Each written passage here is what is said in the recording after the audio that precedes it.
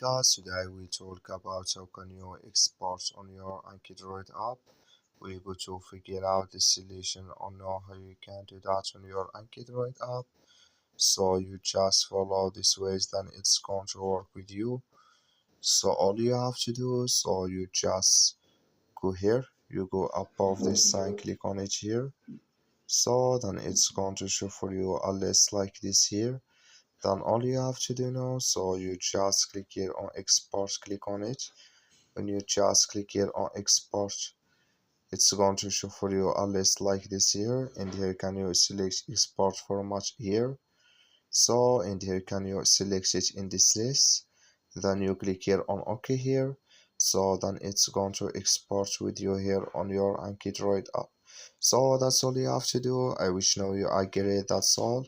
Thank you for watching. Don't forget to support us by liking and subscribe.